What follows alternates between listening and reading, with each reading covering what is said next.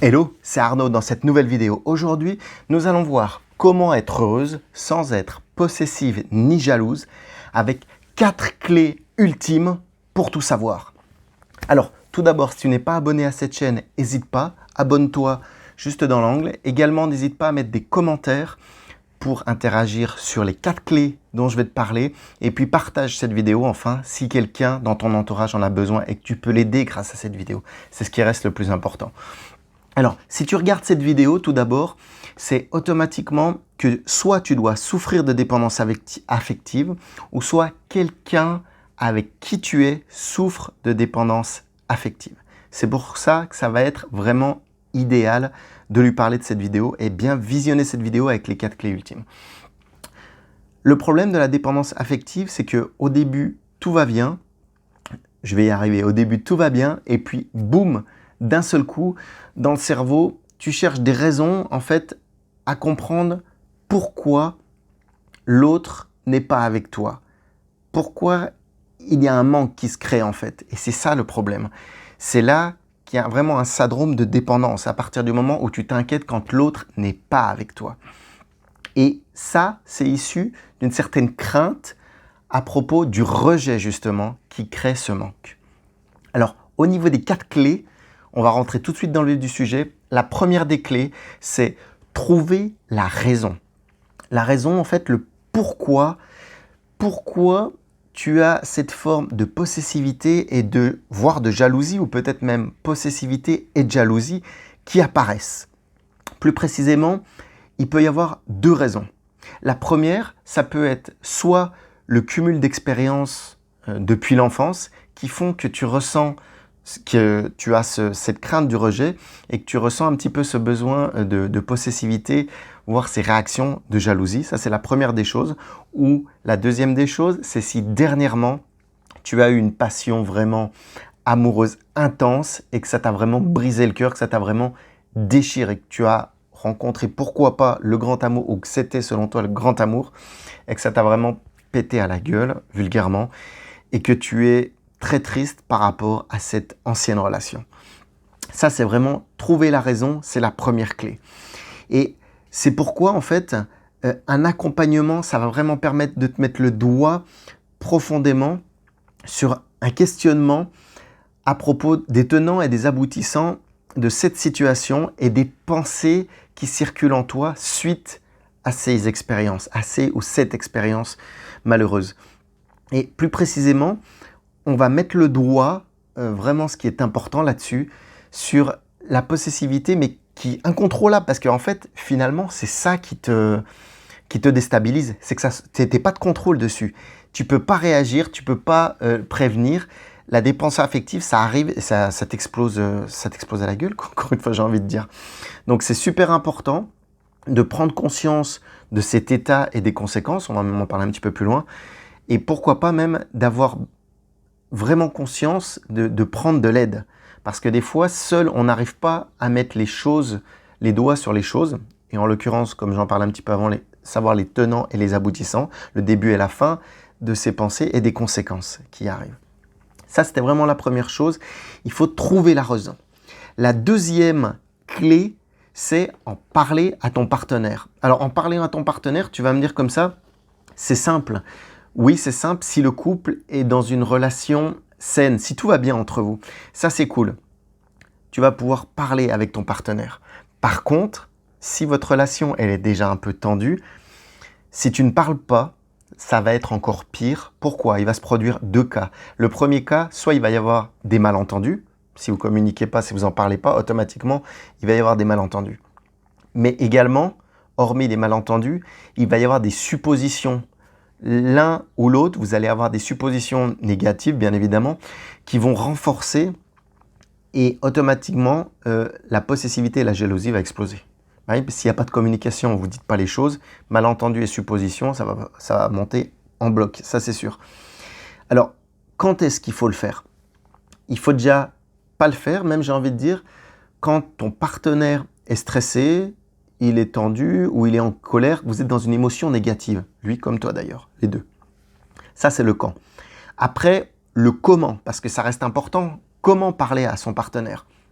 il va falloir déjà en fait que vous parliez de vos ressentis et de vos émotions, vraiment ce que vous avez à l'intérieur, d'une part, mais également des conséquences. On en parlait un petit peu plus haut. Donc des ressentis, des émotions que tu as en toi et des conséquences que tu ressens ou que même lui, tu ressens de sa part. En fait, vraiment une communication, tous les deux, c'est un échange. Il faut bien prendre ça comme ça. Mais surtout, quand vous allez communiquer, il ne va pas falloir attendre une validation de l'autre quand vous lui dites des choses. C'est vraiment, tu transmets, tu sors ce que tu as en toi, mais pas une validation de l'autre parce que sinon, tu vas être dans une situation où tu vas attendre du réconfort et là, c'est totalement négatif. Mais le problème, c'est que si tu es dans cette attente de réconfort, tu vas entrer dans un cercle vicieux, un petit peu addictif. C'est-à-dire qu'à chaque fois que tu vas lui dire quelque chose, ton ressenti ou ton émotion, tu vas attendre que lui te donne son avis. Et c'est pas ça. C'est pas ça. Il faut que tu lui dises vraiment ce que tu as en toi, les ressentis, les émotions, donc les conséquences aussi. Mais brut, va pas dans l'analyse. Transmets-lui. Là, cette deuxième clé, c'est parler à son partenaire. Ça, c'est la deuxième clé. On va pas plus loin. La troisième clé, c'est passer du temps avec tes amis et ta famille. Je m'explique. En fait, quand tu vas être seul et que tu vas te dire qu'est-ce qu'il fait, où il est, j'ai pas de réponse, que tu vas commencer à cogiter au niveau de ta possessivité et d'éventuellement ta jalousie, c'est là qu'il va falloir que tu t'occupes avec tes amis, ta famille, ou même des proches en fait en général. Pourquoi ? Parce que à partir du moment où ton cerveau sera connecté sur autre chose, le temps passera plus vite.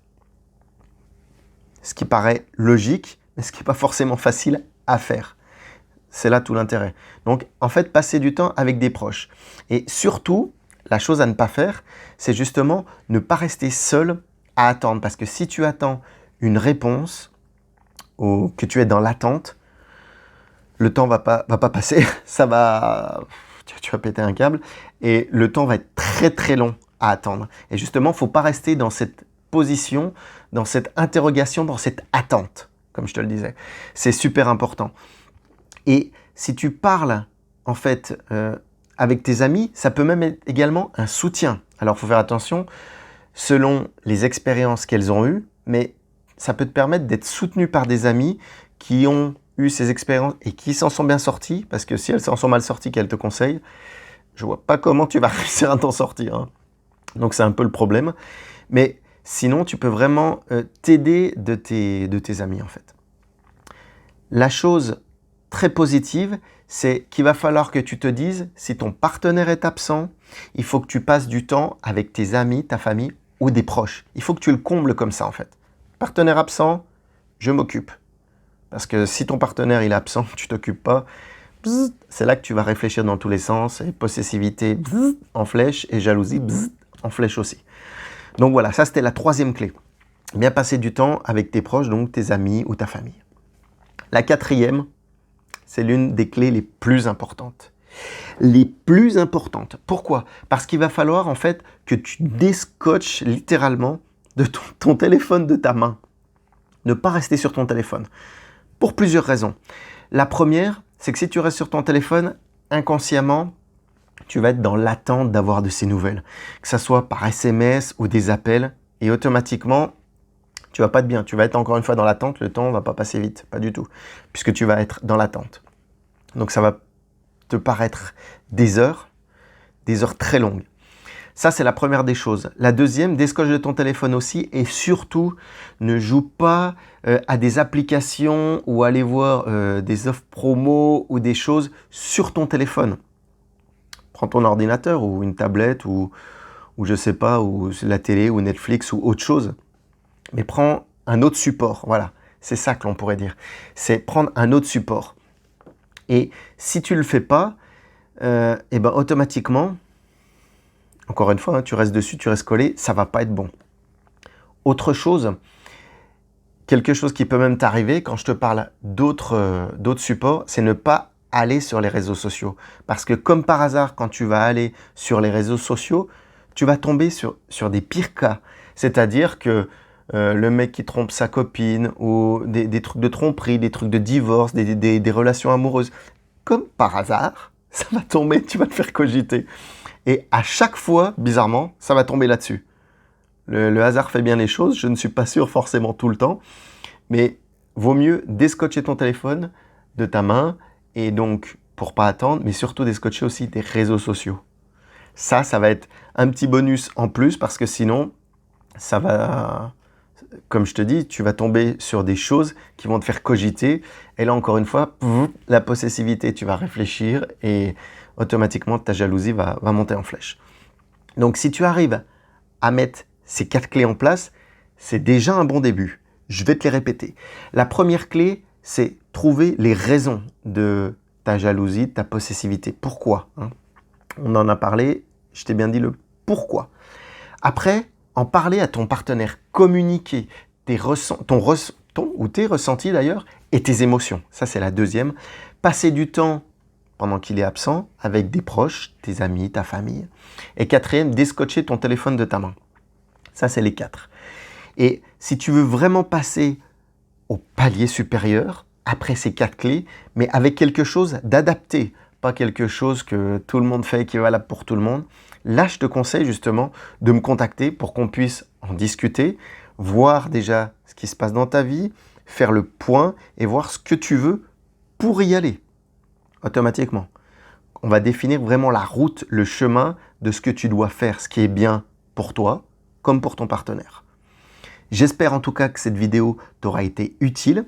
Comme je te le disais, n'hésite pas à mettre des commentaires dessous par rapport à ces 4 premières clés. Peut-être que les clés suivantes, on en reparlera, mais ça peut être des choses également, moi, que j'utilise dans les accompagnements et qui seront valables pour toi. Mais n'hésite pas donc à mettre des commentaires et à partager cette vidéo si tu ressens vraiment qu'une copine ou une amie ou je ne sais pas, quelqu'un de ta famille en a besoin. C'est super important, au moins pour éviter cette possessivité excessive, cette jalousie excessive d'ailleurs. Je te remercie, je te souhaite une bonne soirée. À plus, ciao, bye bye.